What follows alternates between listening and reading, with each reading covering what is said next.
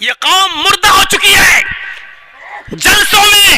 जलसों के नाम पर जमा की हुई भीड़ में लड़कियों और औरतों के लिए बाजार बंद नहीं कराए जा सकते हैं, और जलसों में भी लड़कियां और औरतें शॉपिंग करती हुई नजर आए। माजी बनने के बाद सरकायले खटिया याद होगा पूरा, तेरी आंखें झुकी झुकी, अभी सुनो, खड़ा होकर पूरा सुना देंगे। लेकिन आयतल कुर्सी के लिए मौलाना साहब बेइज्जती न कर दें हमारी, आयतल कुर्सी पूछो तो नहीं, यानी जो दुआ हमें जन्नत में ले जा रही है वो याद नहीं है। और हमारा बच्चा अगर घर में थोड़ा ऐसे ऐसे कर दे तो अम्मा कितनी खुश होती है, मेरा बच्चा डांस कर रहा है, सीने से लगाती है, खुश हो रही है। और वही माँ से पूछो बच्चे को आयतल कुर्सी सिखाई, वो बच्चे को, हमें खुद नहीं याद है, बच्चे को क्या सिखाएं, अम्मा को याद नहीं है। और देखो कैसे फिर रही हैं जलसे के बाहर, ऐसा लग रहा है जलसा नहीं इनकी शादी हो रही हो। और जलसे में जितने नौजवान लड़के आए हैं वो इनको देखने आए हैं कि देखें किससे करें शादी। कितनी मिसालें दे चुके हैं कलियाचक के इलाके में, जलसों में भी ऐसा लग रहा है, कितनी मिसालें मैंने दी, हालांकि नहीं देनी चाहिए भौंडी मिसाल, लेकिन करें क्या, देना पड़ता है। ऐसा लग रहा है जैसे एक कुतिया के पीछे 10-10 कुत्ते लगे हों। अल्लाह की कसम ये हाल है बाप। अभी हम जब आए बाइक पे बैठ के, ऐसे जहां लड़की होंगी वहां जाहिर है शहद होगा और मधुमक्खी ना हो, हैं? लेकिन ये सब सुन और ये सब बातें बताओ तो हंसते हैं आप लोग। ये नहीं सोचते कि घूमने वाली हमारी बहनें हैं, कोई अपनी बहनों पे हंस रहा है। बेगैरती इस हद तक हो चुकी है हमारी समाज की कि हमारी बहन, अरे हम आए हैं गांव के तो क्या हमारी बहनें नहीं आई हैं? हमारी बेटियां, हमारी बहनें घूम रही हैं लिपस्टिक लगा लगा के सड़कों पर, मर्दों के शाना बशाना खड़ी हैं और हम हंस रहे हैं। कोई अपनी बहनों की ओरियानियत और बेपर्दगी पर हंसता है, और अगर बेशर्मी हमारी इस हद तक बढ़ गई है कि अपनी बहनों की ओरियानियत और बेपर्दगी पर मौलाना जर्जीज की बातें सुनकर हंस रहे हैं, तो समझ लो ये कौम मर चुकी है, आईसीयू पर लेटी हुई है। इस कौम के अंदर रूह बाकी नहीं है, ये सिर्फ आईसीयू पर लेटी हुई कौम है। डॉक्टर कभी भी इस कौम को मरा हुआ घोषित कर सकता है कि मर चुकी है कौम। ये कौम मुर्दा हो चुकी है।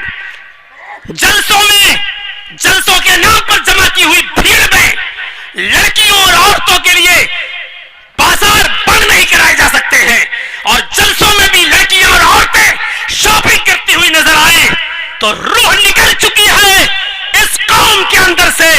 मौलाना जर्जीस मुर्दों से बातें कर रहा है, कब्रिस्तान में पड़ी हुई लाशों से बातें कर रहा है, किसी जिंदा जावेद कौम से मुखातब नहीं है, किसी बारूह कौम से मुखातब नहीं है, एक ऐसे नौजवान तबके से मुखातब है जिसके अंदर से रूह निकल चुकी है, ईमान की रूह निकल चुकी है, दयानतदारी की रूह निकल चुकी है, हया और शर्म की रूह निकल चुकी है। एक बेशरम समाज, एक बेशरम कौम से हम मुखातब होकर गुफ्तगू कर रहे हैं, एक मरी हुई लाश और मरी हुई कौम से हम आज खिताब कर रहे हैं। यह एहसास लेकर यहां से उठिए। आज मैंने मौलाना अबुल कलाम आजाद वाले जुमले दोहराए। एक मरी हुई कौम से मुखातब है, मरी हुई कौम से। किसकी बहनें हैं बाहर घूम रही हैं, सरों पर दुपट्टे तक नहीं है, और जलसों में आ रही हो तो लिपस्टिक का क्या मामला बताइए किसको दिखा रही हो? चिपके हुए कपड़े और चिपकी हुई लेगी, पैरों से चिपके हुए कपड़े किसके लिए? हमारी बहनें हैं और हमारी बेटियां हैं, हमारी बीवियां हैं। ऐसे ही कहा था अल्लाह के रसूल ने, दयूस, बार बार दोहराऊं, दयूस किसको कहते हैं? कितनी बार बताया जाए? जिसकी बहन, जिसकी बीवी, जिसकी मां, जिसकी बेटी बेपर्दा घूमती है वो भड़ुआ है। नहीं बोलूंगा दयूस, क्या कर लेंगे आप, मैं भड़ुआ बोलूंगा।